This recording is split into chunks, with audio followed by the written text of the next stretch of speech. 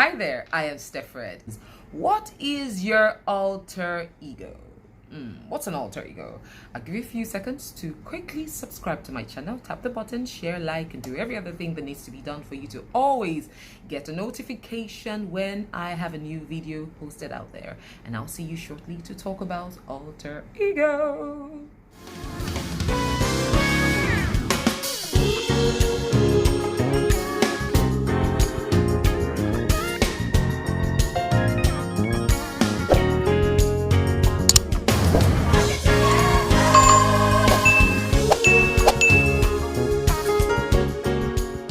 Alter ego is simply a secondary or an alternative personality that you or anyone could choose to have for whatever reason it is. So why do we actually choose or decide to have alter egos? Growing up, I knew what I wanted to be. By the time I was done with secondary school and I was going to university, I knew absolutely that I wanted to be in the performing arts. That was my passion as far as I was concerned. But of course, our parents being as loving and as caring as they were or as they are, and wanting the best for us based on the kind of societies that they found themselves in and what pretty much was at the time, thought it was best to not study the performing arts. So I grew up believing that studying the performing arts was not going to be an acceptable profession based on how I was taught, or based on how I was told, or based on how I was formed by my guardian, by my parents, by those who formed me, that it wasn't a noble profession to be an actor. It wasn't a noble profession to be a singer. It wasn't a respectable, that's the word, a respectable profession. And you would not be respected, you would not be regarded, you would not be given the kind of recognition globally and internationally that is respectable, being the main word there. So studying every other thing that seemed professional and acceptable was all I had in my vision to do. And I had to shut every other thing that I did, which was singing, dancing, acting, and all of that, because I felt, hey, if you did that, it wouldn't be accepted. So while in university, I did all of it. I was in school afterwards, so I was young.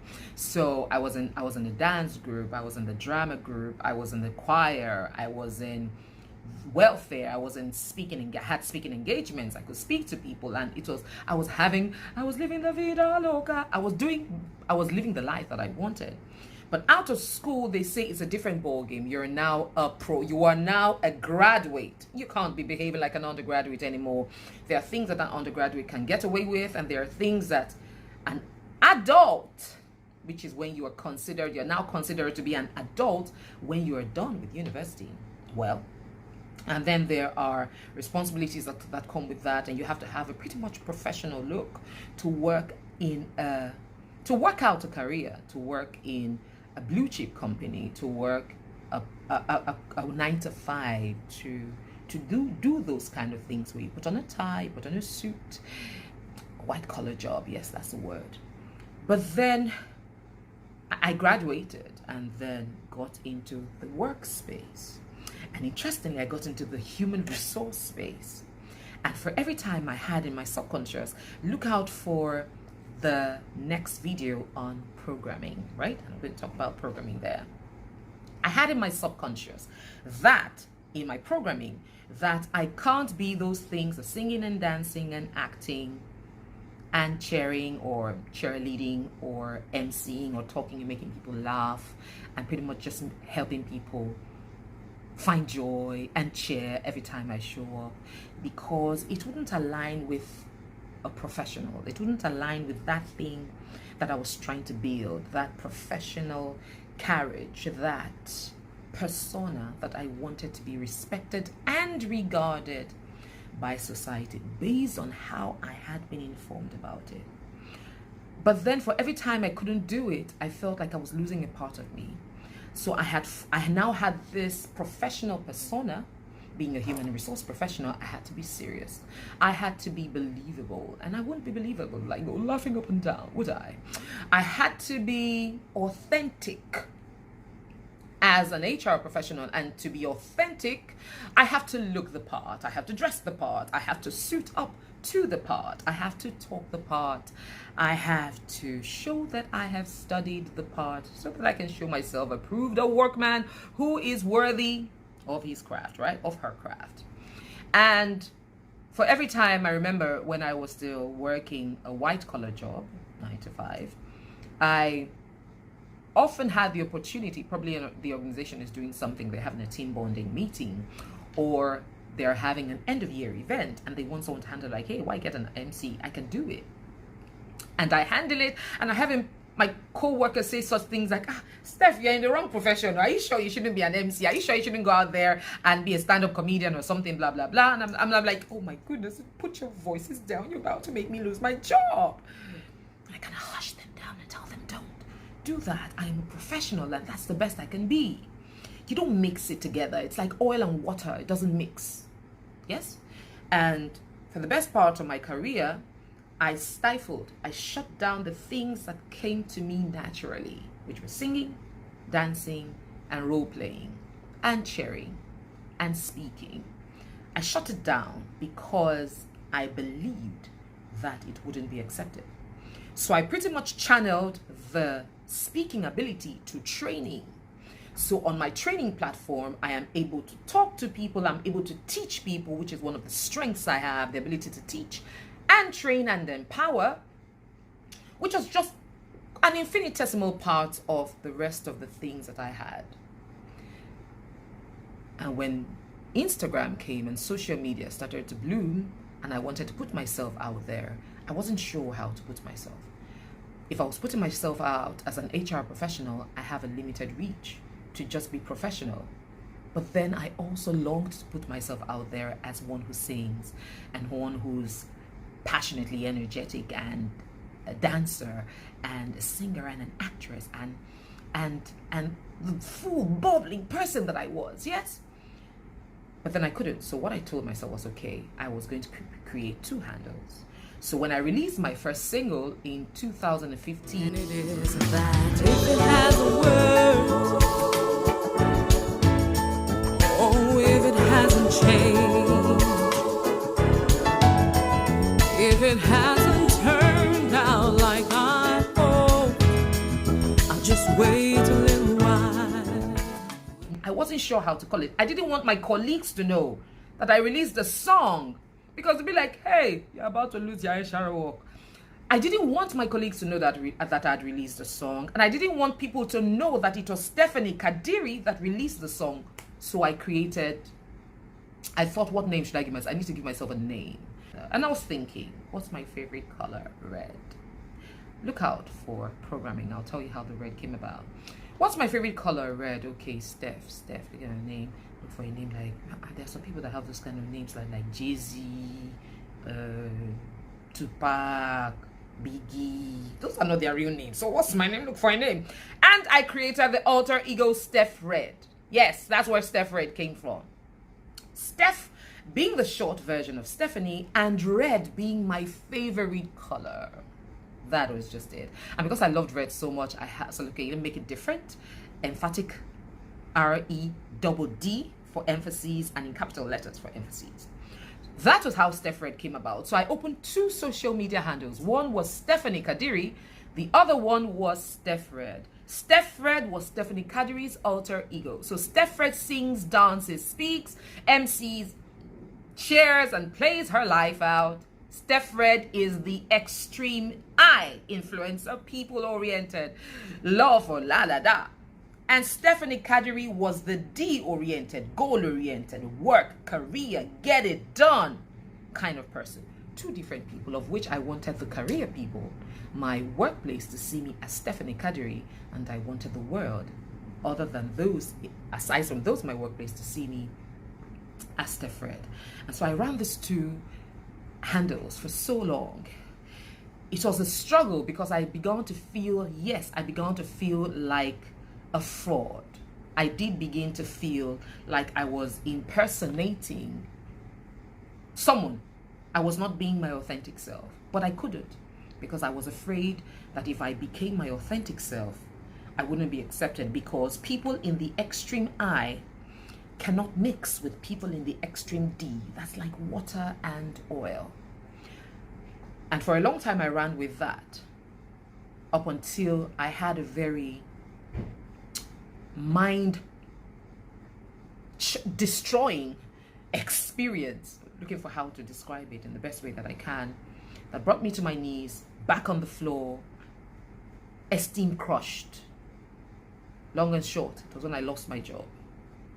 And at that point, when I lost my job, for reasons that I was told that I didn't fit into the organization's way, and interestingly, it was a multinational. So what I told myself was, if a multinational, a globally known company, tells me that I do not fit into their way, not because I wasn't professional, not because I wasn't excellent at what I did, but because I didn't fit into their way, then there must be something gravely wrong with me. And the interesting thing about that was, I remember when my regional manager actually said, so this was a conversation. The first time I saw you, I actually thought you were a bit too flighty to be a human resource professional, because you're just so everywhere. I think you would do great in the commercial department.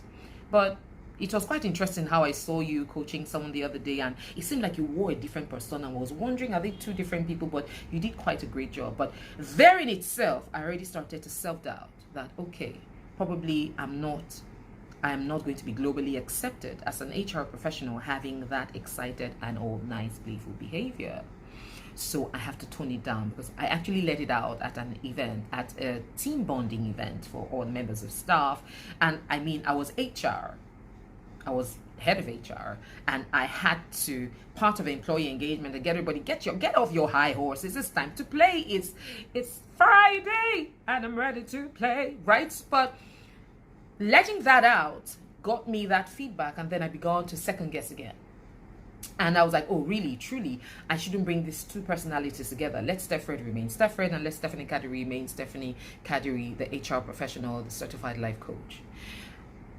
And that was how I began to self-doubt already. Again, when at a multinational level, I am being questioned. My character is being questioned as being probably fraudulent or not fitting into the environment. And at the peak of it, when I was asked to leave that organization, it made it worse. Because then I began to self-doubt. I self-queried. I disbelieved everything that I had ever lived, stood for, and believed in. Because I really felt I had no center. But at that place, backs against the ground, backs on the ground, backs on the rope. What's that song again by R. Kelly? Whatever. So you know the song. And backs on the rope, I ask myself, who am I? Who am I, really? And it was at that point that I began to realize that in trying to fit in trying to be accepted, I had falsified my identity. And I had tied my identity to things, to a job, to the recognition that the job brings, to an identity that the job brings, to the ability to travel and go for conferences and speak with a little bit of panache to my voice, and to stand in front of people and let them know I am Stephanie Kadiri, HR professional, certified life coach, and blah, blah, blah, blah. And every other certificate that I had acquired was what I defined myself by. And when I lost my job and lost everything that came with the job, lost the car, lost the reputation, lost the post, lost the money that it came with, I self-doubted so strongly that I didn't believe that I was worth anything. And I had to come to that place to redefine myself and to ask myself, what is my genius? What do I carry? Who am I? Who am I outside of the job, of the money, of the influence, of the affluence, of the things that it brings, such that I can define this person and I am willing to show up with that person? How do I bring together Stephanie Kadiri and Steffred to be one entity, such that this is who I am, take me for who I am, or leave me be where I am, right? And that was a process of rebuilding. That was a process of redefining, of crushing that alter ego and just being it because I believe in it, because I trust in it, because I know what it is and I have accepted it. It's just like I was thinking the other day that when many times we talk about probably bullying or body shaming or different things, let's speak on body shaming because I happen to be on the big side. You can call me fat, that's okay. And the ability to accept who we are on the journey, or rather, either who we are or who we have become on the journey to becoming, a progressive journey to becoming, will help us manage ourselves better, understand who we are, our identities, and we're able to give the truth and the fullness from that place, regardless of perceptions that others may have. But try the best that we can to drive the perception that we want them to have of us, which is the perception of confidence, of courage, of self-belief, that we're showing up with the fullness of who we are. And that was the place I needed to come to. So back in the day, when it says someone is fatty bom bom, it's bad, it's body shaming. We even say these days, fatty bom bom, oh, she's fat. Tinik penku, oh, you said the person is too thin, right? So a tinik penku person, someone that's too thin, a fatty bom bom is very nice, too fat. So slim shady is cool to say, but fatty bom bom is not cool to say. Hello, what are we talking about? But they're both body shaming, if we're going to call it that. But whether you're fat, bulky, muscular, slim, thin, whatever it is, if you know that that is how you are and you are okay with being it, then you shouldn't be concerned by what anyone says. Someone comes and says you're fat. Oh, I know. Thank you. I know.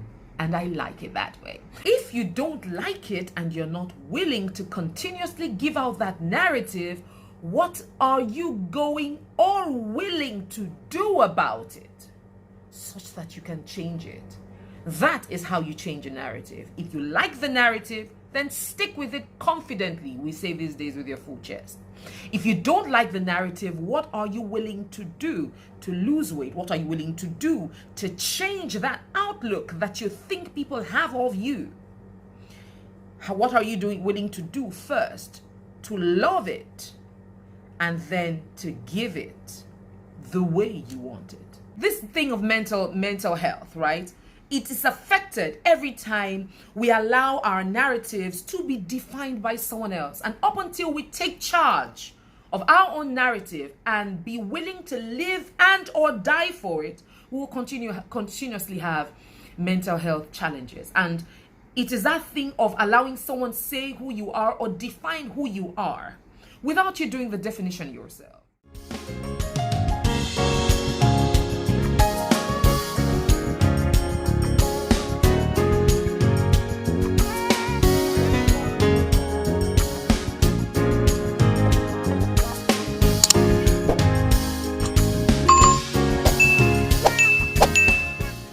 So coming to that center to be able to own my narrative and define myself like I want it to be helped me to find myself on a much stronger platform, such that I was able to connect Stephanie Kadiri, the extreme D, and Steffred, the extreme I, together. So I am not just separately goal-oriented, I am integratively goal-oriented and people-oriented. So you can put that together, whatever it is. I don't know what the alter ego that you have created for yourself, but I have spoken to quite a lot of people that are in that place that I used to be. And they don't know how to get out of it because of the fear of, I don't know how I'll be accepted. The thing is, have you accepted yourself, known yourself fully enough so that you can accept who you are and who you come to the table with? Because there's not going to be a place for you on the table if you don't know what you're bringing to the table. And if there's no table for you, if you don't know the stuff that you carry, you can't create your own table so that you can provide chairs for other people to come sit too. Steffred is simply, for me, I define myself now as a firm and impassioned crown. Stephanie means a crown. I love that name, or garland. And red signifies passion, it signifies energy, it signifies Yes, love, intense love. Yes, the intensity of it. I love it. But I'll tell you how, now all of that was me coming to discover more about what red carries. But before then, I just said I loved red, and then to Steph Red. But understanding the name that we choose to call ourselves so that we can tell people how we want them to call us. So tell me, do you have an alter ego, and what is the alter ego? I'd like to hear it. You can send me a message to tell me what your alter ego is. I'd be glad to talk to you about it, walk you through it, and find out how well you are living fully with it, or in spite of it, or whatever it is that you're doing to find the integration. How do you find the integration between your alter ego and your present personality, or whatever it is that you're running with? So send me a message to info@stephred.com, or send me a DM on any of my social media platforms at I am Stephred. I'd be glad to hold your hands to move you from a functional place to an optimal place. And as a coach, my responsibility is to help you find the gap in between your functional self and your optimal self, the pieces that are missing in between. And that's what I'm going to help you fit those puzzles so that you can work together to find self-integration. So that is about alter ego. That's what I wanted to share today. I hope you liked it. I hope you found it interesting. What would you do? Would you share it? Would you comment? Would you drop a comment? I'd like to hear your comment. Would you like and click the reminder button, the notification button, so that every time I drop something, drop a video, you'd quickly watch it and get back to me. I'd love to interact with you. I'd love to talk with you. I'd love to share ideas and perspectives with you. And hey, if there's a particular topic that you would like me to talk about, I'd be glad to jump on it. Send me a message. I'll be looking forward to it. Up until then, you have a fantastic day. And remember, no matter what comes, no matter what goes, no matter what gives in or doesn't, you never give up on yourself until you win. And even if you don't win, make sure by all means that you finish strong. I am Steph Red. Bye for now.